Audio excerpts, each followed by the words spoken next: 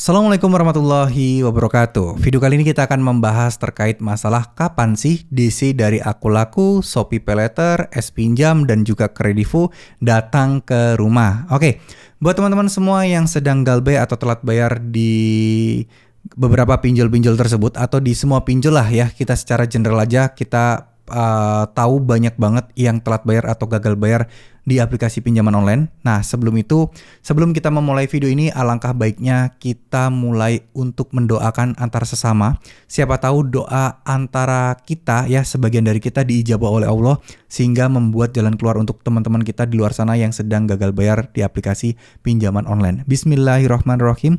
Ya Allah, mudahkanlah kami untuk melalui semua ini, mudahkanlah kami untuk bisa terbebas dari jeratan hutang pinjol, mudahkanlah kami untuk bisa membayar hutang pinjol, dan lapangkanlah rezeki kami agar kami tidak nyentuh-nyentuh pinjol lagi, agar kami bisa melunasi hutang-hutang pinjol kami, dan berikanlah ketenangan kami dan selalu berikanlah petunjuk bagi kami untuk bisa mengatasi semua ini. Amin amin ya robbal alamin.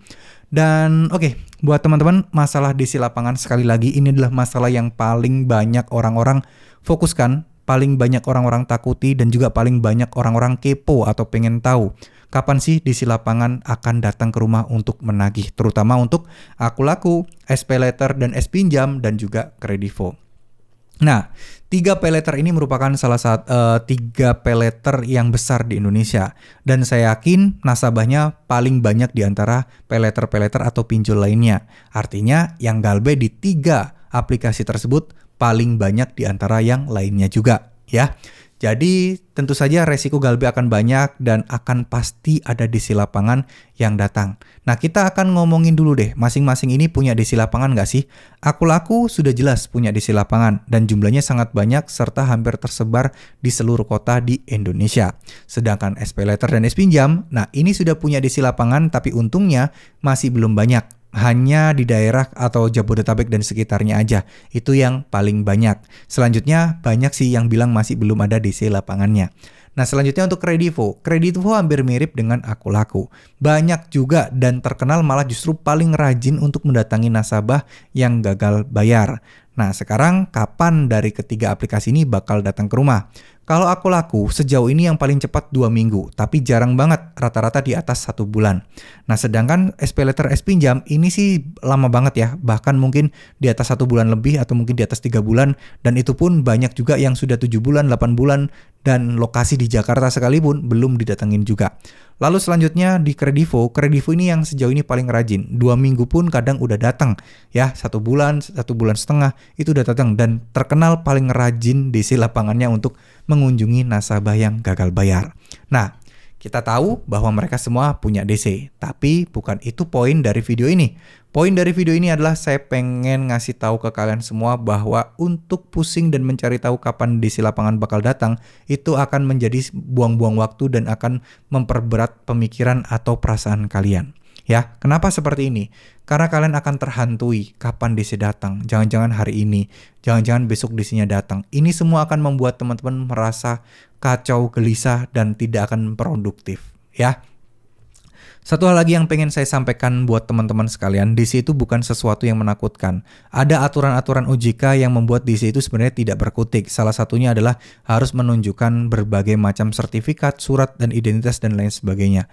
Kalau tidak bisa menunjukkan, maka DC tersebut boleh untuk tidak ditanggepin versi dari OJK. Ya, OJK pun ini saran dari OJK ya. OJK juga mensosialisasikan bahwa DC harus mempunyai semua itu. Mengingat banyak banget oknum-oknum sekarang yang mengaku-ngaku sebagai DC padahal bukan, dan tujuannya hanya untuk meraup keuntungan buat kalian semua.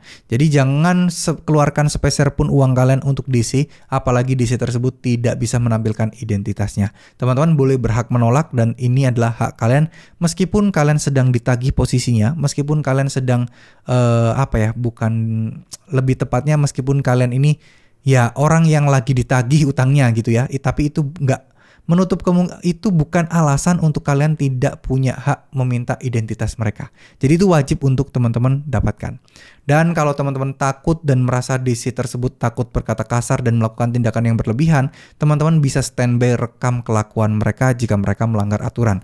Dan pastinya langsung viralkan. Insya Allah cepat viral kok DC-DC kayak gitu, tinggal diposting di Twitter, minta bantuan ke teman-teman aktivis sosial media atau influencer. Insya Allah ini akan bisa menjadi membantu kalian untuk ditindak oleh OJK lebih cepat lagi. Ya, jadi nggak usah takut masalah DC lapangan kapan datang, fokusnya adalah bukan ke situ, tapi bagaimana kita menyelesaikan semua masalah hutang ini. Ya, pertama, teman-teman harus belajar ikhlas, belajar untuk perbanyak ibadah, belajar pasrah, dan selalu meminta pertolongan sama Allah, selalu berdoa, karena itu yang the best, itu yang paling terbaik yang bisa kalian lakukan saat ini. Dan yang pasti juga jangan sampai telat-telat ibadahnya. Yang pertama adalah sholat sunnahnya itu juga jangan sampai ketinggalan. Misal sholat tahajud, sholat duha itu juga nggak boleh ketinggalan. Sholawat Nabi setiap hari itu juga jangan sampai terlewatkan. Karena bisa jadi itu yang akan mempermudah hidup kalian dan memberikan ketenangan luar biasa di hati teman-teman untuk melalui semua ini.